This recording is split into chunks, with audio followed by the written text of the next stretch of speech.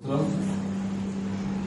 శరీరము రక్తము సాదృశ్యమైన రొట్టె రసములు యోగ్యంగా పాల్గొంచుకోవడానికి సహాయపడి నాలో మాలో నా ఐక్యత ఏంటో చూపించాను.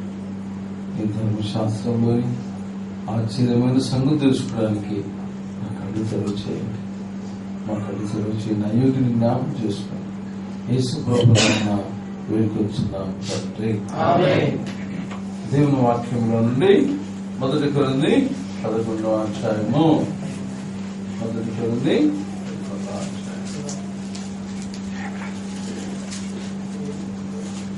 11:23 మార్చుకొచ్చేద్దాం. నేను మీకు అప్పగించు దాన్ని ప్రభువును పొందుని ప్రభువుని యేసు దాన్ని అప్పగించిన రాత్రి ఒక రొట్టెను ఎత్తుకొని కృతజ్ఞతాస్తుతులు చెల్లించి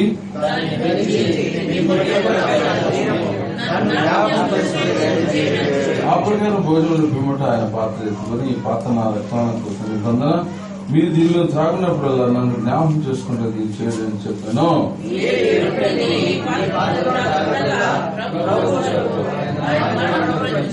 కాబట్టి ఎవడ యోగ్యంగా ప్రభు యొక్క రొట్టెలు తినను లేక ఆయన పాత్రలను త్రాగును వాడు ప్రభు యొక్క శరీరం గురించి రక్తం గురించి అపరాధగను.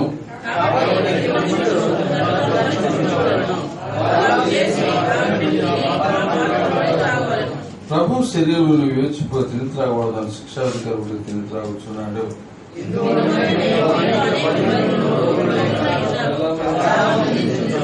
అయితే మనం విమర్శించుకుని ఎడల తీర్పు పొందకపోతామో పరిశుద్ధాత్మ దేవుడు మన అక్క తీర్చున్నాడు. ఇక్కడ 24వ వచనంలో నన్ను జ్ఞాపకం చేసుకున్నాము, 25 చివరిలో నన్ను జ్ఞాపకం చేసుకున్నాము.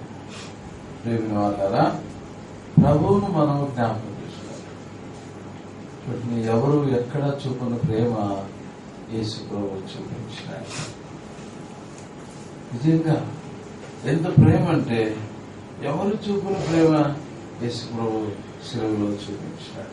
మనందరి కొరకై మరణించి సమాధి చేయబడి తిరిగి లేచినాడు. మరి ఇంతగా ఆయన ప్రేమను మనము రుచించినప్పుడు, ఆయన ప్రేమ మనకు అర్థమైనప్పుడు ఆయన ఏం కోరుకున్నాడు మన నుండి? ఇంతగా ఆయన ప్రేమించి మన నుండి ఏమి ఎక్స్పెక్ట్ చేస్తున్నాడు అంటే నా మాట మీరు వినండి అంతే. ఏంటైనా మాట వినాలా? కుమార్తె నీ హృదయమో నాకే అంతే. యేసు నిన్నేం అడగలే, తన ప్రాణమంతా నీ కొరకు దారిపోసినాడు. తండ్రి తన కొడుకును సిలువకు అప్పగించినాడు. యేసు ప్రభు తన ప్రాణమంతా సిలువలో దారిపోసినాడు. ఇంతగా యేసు ప్రభు నీ కొరకు మరణించి సమాధి చేయబడి తిరిగి లేచి మరి నిన్ను ఏమడుగుతున్నా అంటే నీ హృదయం అడుగుతున్నాడు. చూసారా పిల్లల, నీ హృదయం అడుగుతా ఉన్నాడు యేసు, ఇంకేం అడగడమే. చూడండి, బైబిల్ చెప్తుంది హృదయం అన్నిటికంటే అది ఘోరమైన. కాబట్టి హృదయం మోసకరమైనది. బైబిల్ చెప్తుంది కదా, నిన్నట్టు చూస్తున్నాం 3 రోజుల నుండి, దేవుడు లోకమును ఎంతో దేవుడు భూలోకమును చూసినప్పుడు ఎట్లుంది చూడండి, ఎట్లా చెడిపోయింది. నేను మరి కడపలో ఉన్నప్పుడు మరి చూడండి, ఈ మొబైల్ చెడిపోయింది. ఎక్కడ తీసుకెళ్లాలా? మొబైల్ రిపేర్ షాప్ తీసుకెళ్ళాలి. వాచ్ చెడిపోయింది, ఎక్కడ తీసుకెళ్లాలా? మెగాఫోన్ చెడిపోయింది, ఎక్కడ తీసుకెళ్లాలా? ఎలక్ట్రానిక్ షాపులో. అది కూడా దీన్ని తయారు చేసేవాళ్ళకి. చెడిపోయింది ఒక వస్తువు, వెళ్ళేది ఇంకొక మెకానిక్ దగ్గర, బాగా అవుతుందా? అలాంటి పరిస్థితి నాకు 1980లో. ఎన్ని పూజలు చేశానో, ఎన్ని స్థలాలు తిరిగానో, జీవితం మారలే, బ్రతుకు మారలే, అలవాట్లు మారలే. ఒక దగ్గరికి వెళ్ళి తలనీళ్ళు ఇచ్చిన గుండె ఉన్నది, గుణం మాత్రం మారలే. చూసా, గుళ్ళన్నీ తిరిగితి మళ్ళీ వేడితి, పోలేదు కుళ్ళు మారలేదు మనసు. గుళ్ళన్నీ తిరిగినా లోపల కుళ్ళు మాత్రం పోలే. ఎందుకు? సరైన మెకానిక్, ఏ వస్తువు చెడిపోయిందో దానికి సంబంధించిన మెకానిక్ పోతేనే బాగైతుంది.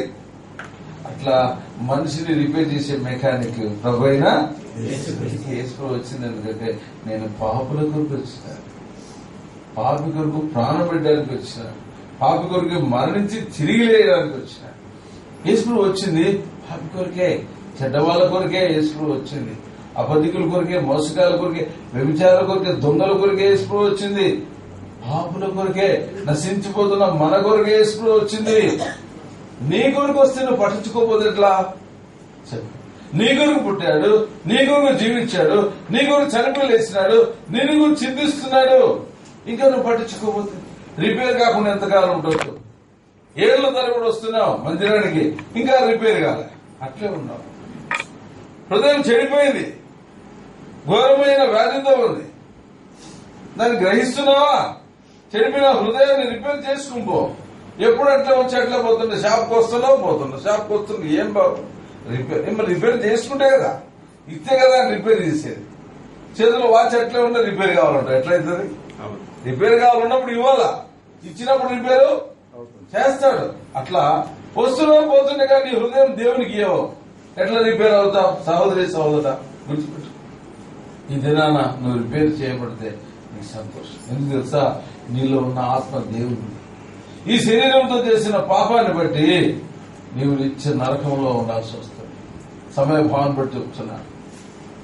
మనుషుడి పలుకు వ్యర్థమైన ప్రతి మాట గురించి విమర్శించిన లెక్క చెప్పాలి. నువ్వు మాట్లాడే మాట బట్టి నీకు జడ్జిమెంట్ ఉంది. మత్తయి సువార్త 12:36. 2 కొరింథీ 5:10 ఈ దేహంతో జరిగించిన ప్రతి దానిని బట్టి నువ్వు తీర్పులో నిలబడతావు. ప్రసంగి 12వ అధ్యాయం చివరి వచనంలో గూఢంగా రహస్యంగా నీ భర్త తెలియకుండా, నీ భార్య తెలియకుండా, నీ పిల్లలు తెలియకుండా నువ్వు చేసిన ప్రతి పాపానికి శిక్ష ఉంది, తప్పించుకోలేవు. నువ్వు అనుకోవచ్చు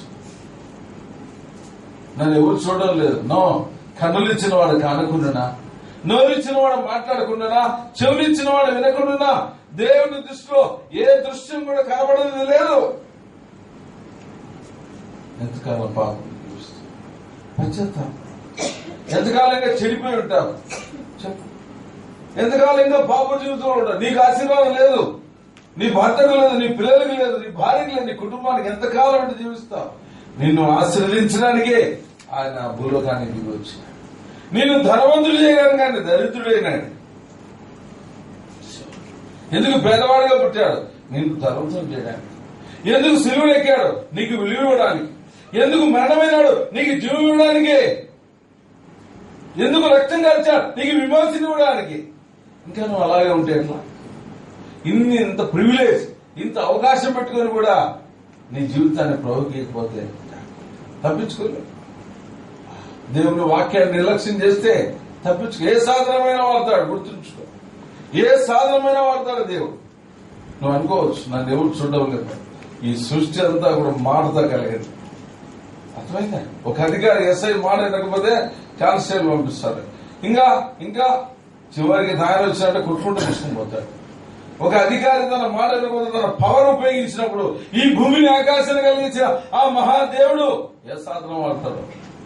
ఎవరయ్యా నీతో మాట్లాడుతున్నది? ఎవరు నేను దర్శిస్తున్నది? ఆకాశం మహాకాశాన్ని పట్టదాలని దేవుడు. ఆ దేవుడి దృష్టిలో ఈ భూమి ఎంత ఉంది?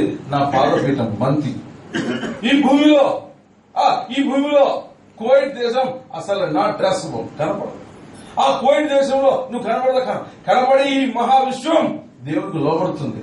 కనబడని రేణువైన నీవు దేవుడికి లోపడకుండా జీవిస్తున్నావు. How long you are continue the same thing? ఎంతకాలం పాపంలో జీవిస్తా? No, this is the turning day. ఈరోజు తీర్మానం చేసు, ప్రభా నిజమే నాతో మాట్లాడు. వస్తున్నాను పోతుంది, నో రిపేర్. వస్తున్నాను పోతున్నా, మార్పు లేదు. వస్తున్నాను పోతున్నా, జీవితంలో మార్పే లేదు. ఎవరితో మాట్లాడుతున్నా? రిపేర్ చేయబడాలి. నేను రిపేర్ చేయబడితే ఇతరులకు ఉపయోగపడతాను. వాచి రిపేర్ కాలే, ఏం ప్రయోజనం? ఎవరికి టైం చూసుకుంటారు? మైకి రిపేర్ లేదు, ఎవరు వాడుకుంటారు చెప్పు? టీవీ రిపేర్ లేదు, రిపేర్ అయింది, రిపేర్ కాలే, ఎవరికి ఉపయోగం? అది రిపేర్ కాకపోతే ఎవరికి ఉపయోగం లేదు. నువ్వు నీ పిల్లలకు ఉపయోగం లేదు, నీ కుటుంబానికి ఉపయోగం లేదు. నువ్వు రిపేర్ చేయబడితే ఉపయోగం ఉంది. అర్థమైంది? రిపేర్ కావాలి. పాపం క్షమించు, రక్తంతో కడుగు, నా హృదయాన్ని అడుగు. ఇప్పుడు ప్రభు వస్తాడు. ఎవరైతే ఇంతవరకు ప్రభు హృదయం లేదో తీర్మానం చేసుకో. హృదయం అడుగు, ప్రభా పాపిని క్షమించి అడుగు, క్షమిస్తాడు. ప్రతి మీటింగ్ రా, ఆశీర్వాదం పొందుతారు. రెండోది, ప్రభుకు హృదయంలో తీర్మానం చేసుకున్న తర్వాత బ్యాప్టిజం కొరకు సిద్ధపడు. దేవుని ఆత్మచేతను ముద్రించబడతావు. దేవుని మాట పూర్తిగా లోబడడం ద్వారా దైవ ఆశీర్వాదాలు నీ మీదకి వస్తాయి. కాబట్టి ఎవరైతే ఇంకా రక్షణ లేదో తీర్మానించు. రక్షించబడ్డావా? బ్యాప్టిజం కొరకు సిద్ధపడు. దాదాపు ఇంకా 20 రోజులు దగ్గర మీ మధ్య ఉండాల్సి వస్తుంది. కనుక పోగొట్టుకో ఈ అవకాశం. దేవుని బిడ్డ, రక్షించబడిన దేవుని బిడ్డలారా, ఎట్లున్నాం మనం? ఎట్లుంది పరిస్థితి? అంటే ప్రతి వాడు తను తాను పరీక్షించుకోవాలా. ఎట్లుంది ఇది? పరీక్ష పెట్టాడు. పరీక్ష పెట్టిన తర్వాత క్వశ్చన్ పేపర్ ఇచ్చినారు, ఎగ్జామ్ రాసేస్తారు. అందరూ ఆన్సర్ సీట్స్ అన్ని అయిపోయిన తర్వాత ఎగ్జామినర్ ఎగ్జామ్ చేయాలా? అట్లా కాదు, పేపర్ మళ్ళీ నీకే ఇచ్చినాడు. పేపర్ నీకే ఇచ్చి ఏం చేస్తున్నాడు? నీవే మార్కులు వేసుకో. ఎన్ని మార్కులు వేసుకుంటాం మేము? ఎందుకు? పేపర్ నా చేతులు, నా ఇష్టం, నేను వేసుకో. నిన్ను నీవే పరీక్షించుకో. నువ్వు రాసిన ఎగ్జామ్ పేపర్ నువ్వే చెక్ చేసుకో. ఇంకొకరు కాదు. నీ పేపర్ ఇంకొకరు చెక్ చేయరు, నా పేపర్ ఇంకొకరు చెక్ చేయరు, నా లైఫ్ ఇంకొకరు కాదు.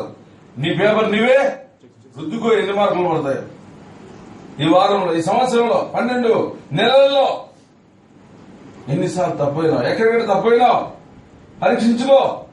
కళ్ళు మూసుకో, సిలువ వైపు చూడు. ఆయన చూపించిన ప్రతి దాన్ని ఒప్పుకో, విడిచిపెట్టు. ఎంతసేపు మానవ జీవితం చెప్పు? క్షణమే.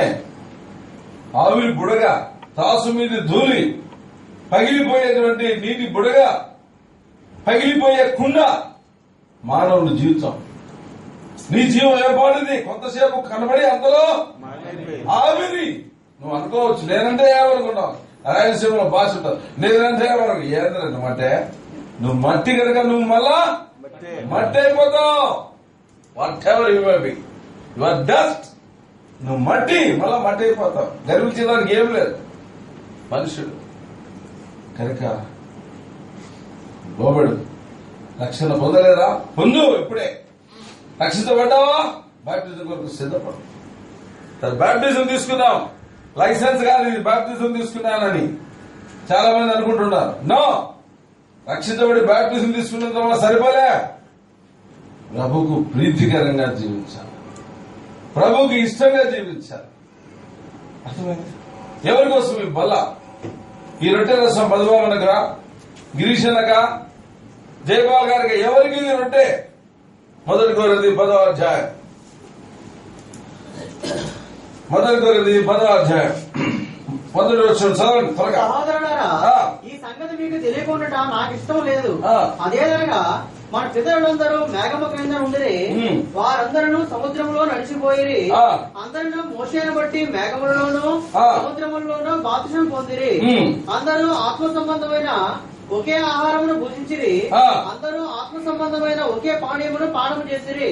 ఎలాగనగా తమ్ముడు వెంబడించిన ఆత్మ సంబంధమైన బంటలోనిది తాగిరి. ఆ బంట క్రీస్తే. అయితే వారిలో ఎక్కువ మంది దేవునికి ఇష్టలుగా ఉండకపోయిరి గనుక అరణ్యములో సంహరింపబడి. మొట్టమొదటి ఏంటంటే వాళ్ళందరూ కూడా రక్షించబడ్డారు. ఫరో అధికారులు బయటకు వచ్చినారు.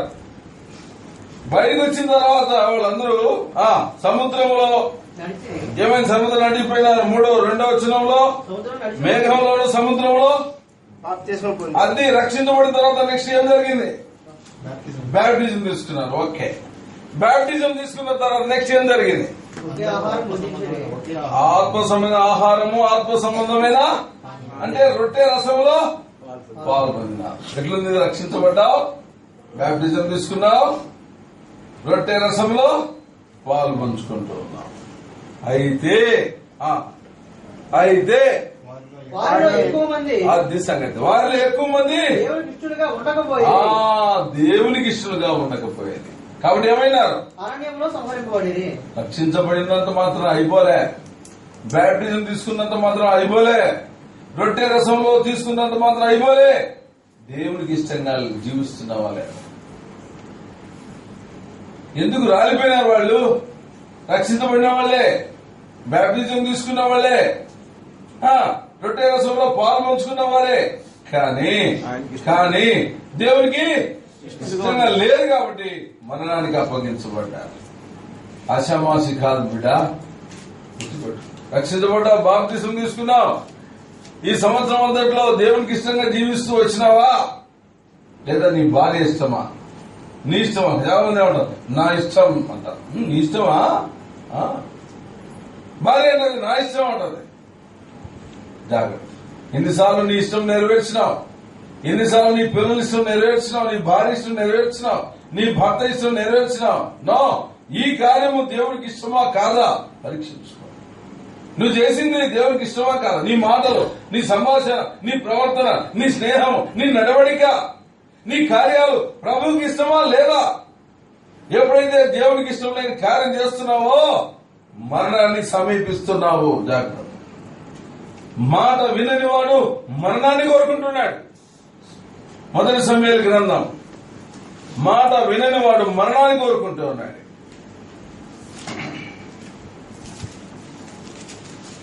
మొదటి సమూయేలు 2వ అధ్యాయం 25వ వచనం. నరునికి నరుడు తప్పు చేసిన ఎడల దేవుడు విమర్శ చేయను గాని ఎవరైనా యెహోవా విషయంలో పాపం చేసిన ఎడల వాని కొరకు ఎవడు విజ్ఞాపనం చేయను అనెను. అయితే యెహోవా వారిని చంపదలసి ఉండేను గనుక వారు తమ తండ్రి యొక్క మొరను వినకపోయేది. వారిని చంపాలనుకున్నాడు, దేవుడు చంపాలనుకున్నాడు కనుక వాళ్ళు వాళ్ళ నాయన మాట అంటే మాట వినడు వాడు ఏం కోరుకున్నాడు? గుర్తుపెట్టుకో. మాట వింటావా మరణాన్ని కోరుకుంటుంది. Left you decide your self. మాట వింటే జీవం ఉంది, మాట వినకపోతే మరణం ఉంది. అందుకే మరణము జీవం రెండే నీ దగ్గర పెట్టాను, కోరుకో. రక్షించబడినాము, బాప్తిజం తీసుకున్నాం, రొట్టె రసంలో పాల్గొంచుకుంటున్నాం. దేవునికి ఇష్టమా లేదా? ఈ డ్రెస్ దేవునికి ఇష్టమా? ఈ డ్రెస్ దేవునికి ఇష్టమా? ఈ ప్రవర్తన దేవునికి ఇష్టమా? నేను చేయడం దేవునికి ఇష్టమా కాదా? లేదా నీ ఇష్టం చేస్తున్నావా? ఎప్పుడు దేవుని ఇష్టానికైతే నీ ఇష్టాన్ని ఎప్పుడైతే కోరుకుంటావో లేదా మనుషుల ఇష్టాన్ని కోరుకుంటావో పరిస్థితి ఏంటి? అపోస్తుల కార్యములు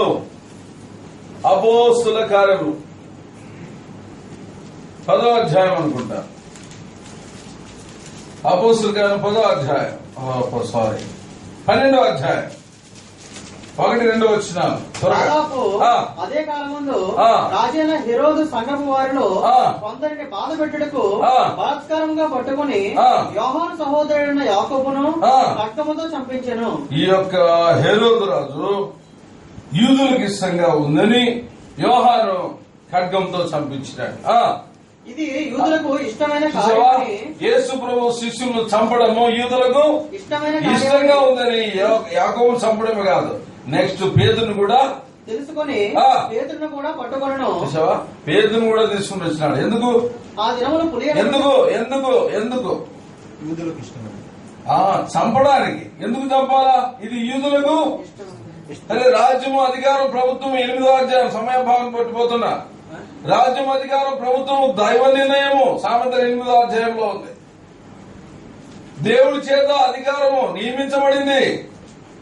భూలోకంలోని రాజ్యాల అధికారాన్ని దైవ చిత్తానుసారంగా దేవుడిచ్చిన అధికారాలే. ఆ సంగతి హేరోదు రాజు మర్చిపోయినాడు. దేవుడు నాకు ఈ పొజిషన్ ఇచ్చిన సంగతి ఆయన కాదు, నువ్వు కూడా మర్చిపోతున్నావు. ఈ మనుషులకి ఇష్టంగా చేస్తే నేను కొంతకాలం ఇక్కడ ఉండొచ్చు అనుకున్నాడు. చూసావా? ఈ మనుషులకు ఇష్టంగా జీవిస్తే కొంతకాలం నా పరిపాలన జరుగుతుంది అనుకున్నాడు. ఈ మనుషులకు ఇష్టంగా చూస్తే నా సింహాసనం కొంతకాలము ఉండదనుకున్నాడు. కానీ రాజ్యం అధికారం దేవుడి చేత నిర్ణయించబడిన సంగతి ఏ రోజుకు మర్చిపోయినాడు. కాబట్టి యూదులకు ఇష్టమైంది యేసు ప్రభు శిష్యులను చంపడం. కాబట్టి మొత్తం ఎవరు చెప్పారు? యాకోబు చెప్పాడు. ఇప్పుడు నెక్స్ట్ ఎవరున్నారు? యాకోబు మినిస్ట్రీ అయిపోయింది కాబట్టి దేవుడు ఆయన మరణాన్ని ఇష్టపడ్డాడు. అది పేతురు మినిస్ట్రీ ఇంకా స్టార్ట్ కాలే. అందుకే కొంతవరకు స్టార్ట్ అయింది, ఇంకా ఫుల్ ఫ్లెడ్జ్డ్ కాలే. అందుకే సంఘ ప్రార్థన బట్టి పేతురు శిరసాలను బయటికి తలపిందంటే మనుషుని యొక్క ఇష్టాన్ని నెరవేర్చినప్పుడు మనుషుల యొక్క ఉద్దేశాలను నెరవేర్చడానికి కోరుకున్నప్పుడు పరిస్థితి ఏమవుతుంది? 21వ వచనం 12:21. నియమించబడిన దినమందు ఏ రోజు రాజవస్త్రములు ధరించుకొని న్యాయపీఠం మీద కూర్చోండి వారి ఎదుట ఉపన్యాసము చేయగా జనులు ఇది దైవ స్వరమే కాని మానవ స్వరము కాదని కేకలు వేసిరి.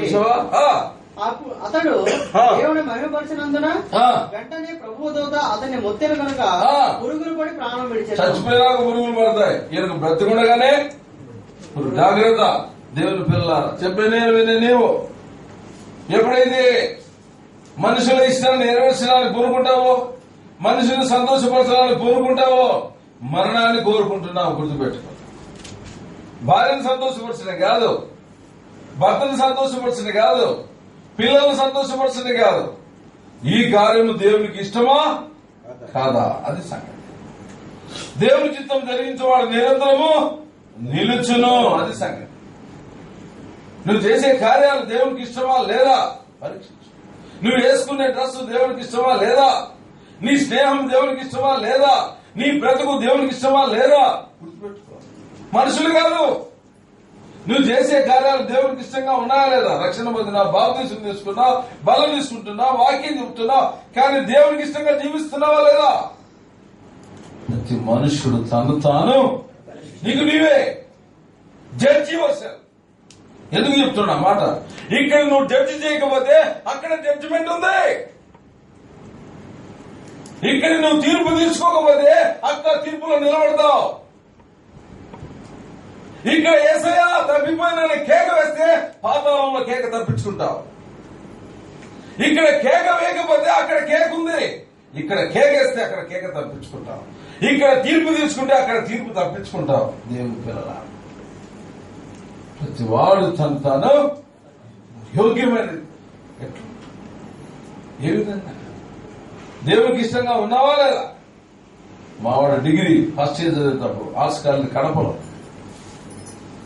జడ్జివారిపల్లెకే యూత్ క్యాంప్ పోతున్నాడు. నాయన నేను అట్లా వస్తాను, నువ్వు వచ్చారా ట్రైనింగ్ చూస్తే బాప్తిసం తీసుకున్నాడే, 10th లోనే తీసుకున్నాడు. నువ్వే ఇవ్వాలంటే నేనే ఇచ్చిన బ్యాప్టిజానికి. ట్రైన్ లో చూస్తే మావాడ కదా డౌట్ వస్తుంది నాకు. ఏం సంగతి? హెయిర్ స్టైల్ మారిపోయింది, షర్ట్ ఏమో పైకి వెళ్ళిపోయింది, ప్యాంట్ ఏమో మున్సిపాలిటీ పెద్ద వెళ్ళిపోయింది, వికారమైన డ్రెస్. ఏది రైతుంటే బాబాయ్ పట్టించాడు, అత్తమ్మ పట్టించాడు. నా డ్రెస్ తీసావా లేకపోతే నెట్ ఏమంటావు? ట్రైన్ లో ఉండన్నా ఒకటే కొడుకున్నా గడ్డగడ్డ వణికి ఆ డ్రెస్ తీసేసి వెంటనే వేరే డ్రెస్ వేసుకున్నాడు. ఆ షర్ట్ పైన కిందికి సిచ్చేసిన. ఎందుకు? ఇది దేవుడికి ఇష్టమైన డ్రెస్ కాదు. లోకంలోని ఫ్యాషన్స్ దేవుని బిడ్డలా కొడుకు కదా వాడి ఇష్టం. నో, దేవుని ఇష్టం చేసిన వాడు నిరంతరం నిలబడతాడు. సొంత ఇష్టం చేసిన వాడు మరణాన్ని కోరుకుంటాడు. దేవుని బిడ్డలారా, నీ భార్య ఇష్టం కాదు, నీ పిల్లలు ఇష్టం కాదు. ఎవరు సహోదరులారా, ఈ అమ్మాయి నాకు ఇష్టమైంది, ఈ వ్యక్తి నాకు ఇష్టమైన అనుకుంటున్నారు. జాగ్రత్త, be careful. It is not my word, the word coming from the throne of Jesus. See the scriptures, Judges, న్యాయాధిపతుల గ్రంథం. దేవుని వాక్యం సింహాసనం వస్తా.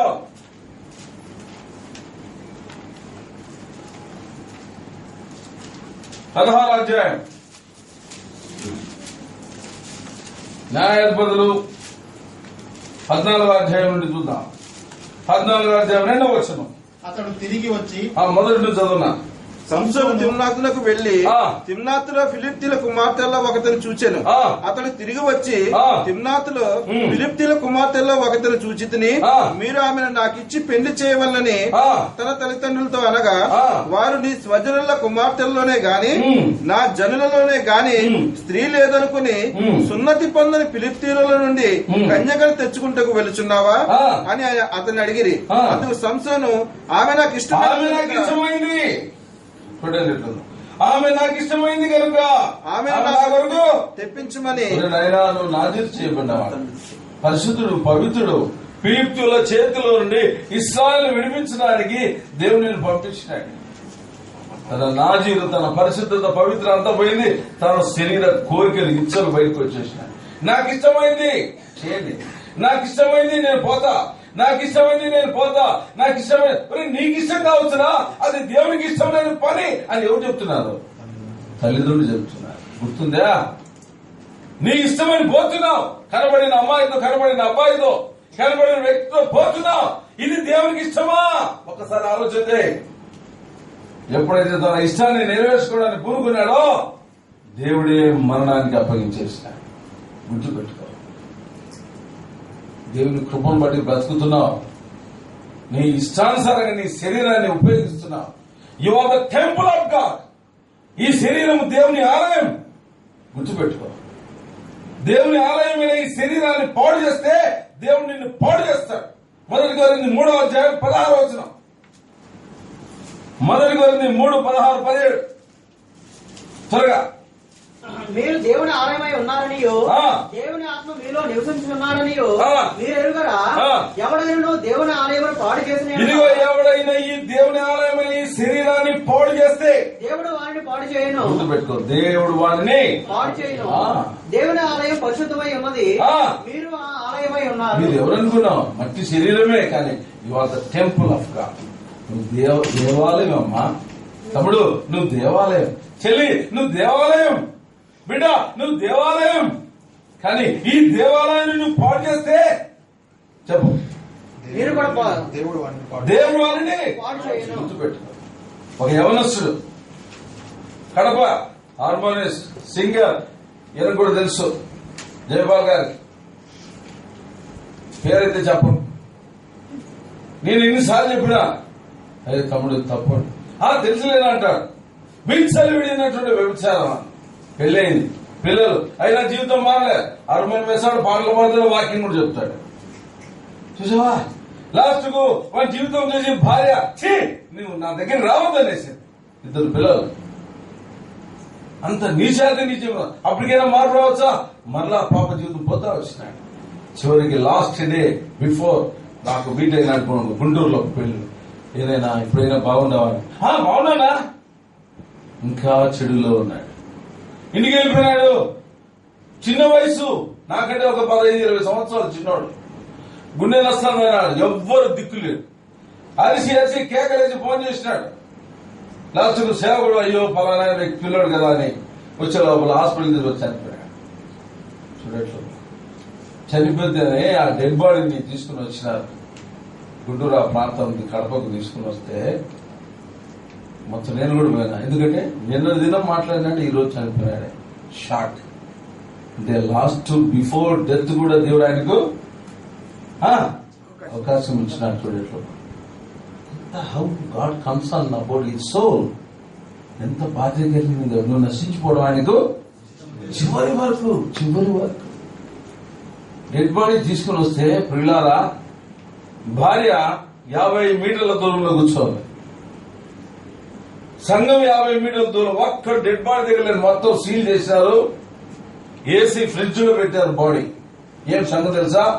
మొత్తం డీకంపోజ్ అయిపోయింది. ఇంతలా ఇట్లుండే యవనస్తుడు ఇంతలా అయిపోయినాడు. ఒక బొగ్గు మంచి ఫిగర్, అందమైనటువంటి వాడు, చక్కటి అందగాడు వాడు పిల్లగాడు. ఇంత లావు అయిపోయినాడు. చూడు, ఫ్రిడ్జ్ అంతా నిండిపోయి ఉన్నాడు. రాత్రే మళ్ళా ఏమి ఈ శరీరానికి ఎందుకు ఆ గతి పట్టింది? నా ఆలయాన్ని చెడగొడితే నేను వాడిని పాడు చేస్తాను. ఏం సంగతి? ఈ డెడ్ బాడీ గుర్తుపెట్టుకో. ఈ డెడ్ బాడీ కొన్ని వేల మందిని కదిలించాలా. అది క్రైస్తవుని జీవితం. బక్సింగ్ గారు 16 సంవత్సరాలు పడగలో ఉంటే ఆయన లెట్రిన్ తీయడానికి 100 మంది ఉన్నారు. ఆయన యొక్క యూరిన్ తీయడానికి 100 కొడుకులు లేరు, భార్య లేరు, 100 మంది. బక్సింగ్ గారిని సేవ చేయడానికి నేను కూడా వెళ్ళాను ఏప్రిల్లో ట్రైనింగ్ లో ఉన్నప్పుడు. అబ్బా, దైవజనుని తాకినాను. ఆయన డెడ్ బాడీ పోయడానికి 6 లక్షల మంది పట్టుబడ్డారు. వాళ్ళు నేను ఒకని డెడ్ బాడీ బాక్స్ తాకడానికి. ఏమంటే ఈ శరీరాన్ని అంతగా దేవుని మహిమ కొరకు ఉపయోగించినాడు. నన్ను కనపరచడం నేను. అది రహస్యం. పాపం ఈ శరీరం మీద ప్రభుత్వం చేయనంత వరకు is the temple of God. ఎప్పుడైతే పాపం ఈ శరీరానికి ఉపయోగించినావో నిన్ను ముట్టుకోవడానికి కూడా ఎవరు రాడు, నిన్ను ఎత్తుకోవడానికి కూడా ఎవరు రాడు. ఆ యవనస్తుడు కడపడు చనిపోతే ఆ బలిగం దగ్గరికి పోయి బాక్సులు పెట్టి పెట్టాలా, ఆడి వరకు తీసుకుని వచ్చినారు. ఓపెన్ చేస్తానే ఫస్ట్ టైం నా జీవితంలో 60 మీటర్లతో పరిగెత్తిన సేవకులు విశ్వాసం అంతా ఆ స్మెల్ తట్టుకోలేక భార్య దగ్గర కూడా రాలేదు. బాబోయ్ ఏమే పరిస్థితి, ఈ దేవుని ఆలయాన్ని పాడు చేసినాయి కనుక దీన్ని ముట్టుకోవడానికి కూడా ముందుకు రాలేకపోతున్నారు. దీన్ని ఎత్తుకోవడానికి వాళ్ళ ఫ్రెండ్స్ మాత్రం ఒక ముగ్గురు ధైర్యం చేసి మా కచ్చిపులన్నీ కట్టుకొని మెల్లిగా ఒక 5-6 మంది ఎట్ట వాసన భరించ అందరితో నేను పరిగెత్తిన ఎస్ దొరల గొర్రెలు బర్రెలుగా ఉన్న నేను పరిగెత్తిన వాసన తట్టుకోలే. అప్పుడు దేవుడు మాట చూడరా చూడు, వాడికి ఛాన్స్ ఎవరెవరికి ఇచ్చినా చూడు, వాడు ఏం చేశాడు. నా చచ్చిపోయేంత వరకు ఈ శరీరం మీద పాపానికి అధికారం లేకుండా జీవిస్తాను ప్రభు. అర్థమైంది? ఎప్పుడైతే దేవుని ఆలయంగా ఈ శరీరం అని ఉపయోగిస్తావో దీనికి ఎంత ఘనత ఉందంటే నీ శరీరాన్ని మోయడానికి 1000 మంది క్యూలో నిలబడతారు. ఎప్పుడు పాపానికి ఈ శరీరానికి ఉపయోగించినావో కనీసం ముట్టుకోవడానికి ఎత్తడానికి కూడా ఎవరు రారు. గుర్తుపెట్టుకో. శాంసన్ అంటున్నా నాకు ఇష్టమైంది అమ్మాయి నాకు కావాలి, నువ్వు కూడా అంటున్నావు నాకు ఇష్టమైంది నీతో వస్తా, నాకు ఇష్టమైంది నీతో వస్తా అంటున్నావు. ఎస్, పరిశుద్ధాత్మ దేవుడు నీతో మాట్లాడుతున్నాడు. జాగ్రత్త. ఆశామాష అనుకుంటున్నావా? అగ్నితో ఆడుకుంటే కాలిపోతావు. దేవుడు దహించు అగ్ని ఉన్నాడు. నీకు అవకాశం ఇస్తున్నాడు. అబ్బాయికి అవకాశం పోయింది, నీకు అవకాశం ఇస్తున్నా, నాకు అవకాశం ఇస్తున్నా. నేను గెలిచినాననేదానికి లేదు. Until death I was faithful to my God. మరణం వరకు నా దేవుడికి నేను నమ్మకంగా జీవించాలి. అది సంగతి. అయిపోయిందని చెప్పేదానికి లేదు. ప్రతి వ్యక్తి తను తాను దేవునికి ఇష్టమైన చేస్తున్నావా? దేవునికి ఇష్టమైన చేస్తున్నావా లేదా? క్షమాపణ. దేవుని ఆలయాన్ని పాడు చేస్తున్నావు కదా, క్షమాపణ. ఏ కళ్ళు చూసి కోరుకున్నాయో మొట్టమొదట ఆ కళ్ళు పీకాయి అని సంసోన్ 2 కళ్ళు పీకిచ్చేసినాడు దేవుడు. ఏ కన్నుతో పాపం చేస్తున్నాడో ముందు ఆ 2 కళ్ళు పీకేసినాడు. గుర్తుపెట్టుకో. ఏ శరీరం పాపానికి ఉపయోగపడుతుందో ముందు ఆ అవయవం మీద శిక్ష ఉంటుంది. ఎయిడ్స్ రోగం ఎక్కడికి వస్తుంది ఆలోచించు. అర్థమైందా? You are the temple of God. దేవుని ఆలయం. ప్రభువైన యేసుక్రీస్తు మాదిరిగా ముగిస్తాం. 8:29 యోహాను సువార్త 8:29. యోహాను సువార్త 8:29. నన్ను పంపినవాడు నాకు తోడై ఉన్నాడు, ఆయనకి ఇష్టమైన కార్యం నేను ఎల్లప్పుడూ చేయను కనుక ఆయన నన్ను ఒంటరిగా విడిచిపెట్టలేదని భూలోకంలో ఉన్నంత వరకు ప్రభువైన యేసుక్రీస్తు అన్నమాట. ఆయనకి ఇష్టమైన కార్యము ఎల్లప్పుడూ చేయను కనుక ఆయనకి ఇష్టమైన కార్యం నేను చేసినప్పుడు ఆయన నన్ను ఒంటరిగా విడిచిపెట్టలేదు. అమ్మా, దేవునికి ఇష్టంగా ఎప్పుడైతే జీవిస్తావో నువ్వు ఒంటరి వ్యక్తి కాదు.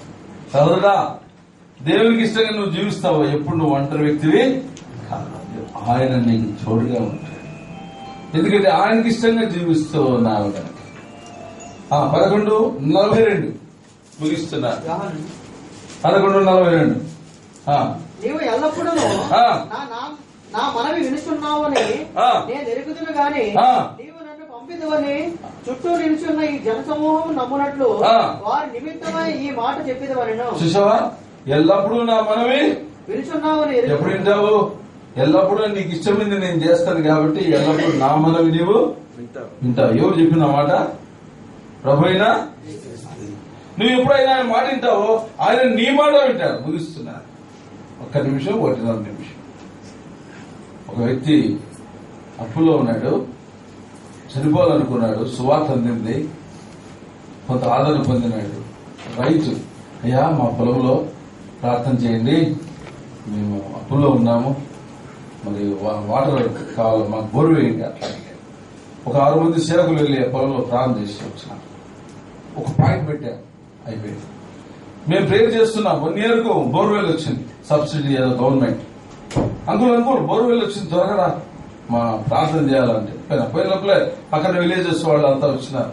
ఏమయ్యా మీ యేసుప్రభు చెప్పినారా ఇక్కడ నీళ్లు పడతాయని హేళన చేసేటోళ్ళు ఉన్నారు.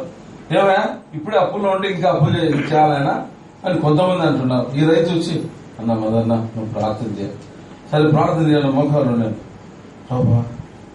ప్రభు మాట ఏలియా మనలాంటి స్వభావము కలవాడే వర్షం పడమంటే పడింది. ప్రభా ఏలియా లాంటి వాడిని నేను సమృద్ధి అయిన జలం ఇక్కడ పడాలా ప్రార్థన చేస్తాను. లేచి వస్తాను. ఓ పాస్టర్ ఆడిపోతున్నాను. ఇంటికి ఆడిపోతావా? నీళ్లు పడాలని ప్రార్థన చేసినాం. నీళ్లు పడకపోతే నీళ్లు పడతాయి. నేను చూసుకున్నాను సంగతి. ఇప్పుడు పోవాలంటే ఆడిపోలేదు. ప్రతి ఊరుకుంటాడా? ఏమ్మా నేను చేస్తాను చెట్టు కింద కూర్చొని ప్రభావ నువ్వే నన్ను బతికించాలి స్వామి. నేను కూర్చొని ఇంకా ప్రార్థన చేసుకుంటూ వస్తాను. చెట్టు డ్రిల్ వేసినారు 110, 120 ఒక్క సుక్క నీళ్లు వెళ్ళా. ఆ రైతు వచ్చినాడు నీళ్లు పొందాడు. ఎడుతున్నాడు. నీళ్ళంతా ఏమయ్యా మీ దేవుడు నీళ్లు పడతాను. నేను నీళ్లు పడ ఆకాశ నీళ్ళు స్వామి పరీక్షలు నువ్వే బతికాలని చూస్తే యాప చెట్టు పైన ఎండాకాలం ఇంత చిన్న మేఘం కనపడుతూనే నాకు ఎంత ధైర్యం వచ్చిందో. అబ్బా మేఘం కనపడింది కదా వర్షం వస్తుంది అని సారీ నీళ్లు పడతాయి అని అనుకున్న లోపలనే ఒక బండ పగిలిపోయింది. సమృద్ధి అయిన నీళ్ళు వచ్చింది. అందరూ తెచ్చుకున్నారు. అయ్యా నీళ్లు పడాం మా పొలంలోకి వచ్చి ప్రార్థన చేయాలంటే నేనన్నా ఏమన్నా అంటే మీరు ఒక సంవత్సరం చర్చికి రాకుండా ప్రార్థన చేస్తాను. ఎందుకు చెప్తున్నా ఈ తర్వాత తెలుసా? నీవు ఆయనకి ఇష్టమైనది చేసినప్పుడు ఆయన నీకు ఇష్టమైంది ప్రార్థన చేసుకోండి. ఒకవేళ మీకు రండి ప్రతివాడు తను తాను పరీక్షించుకోవాలి.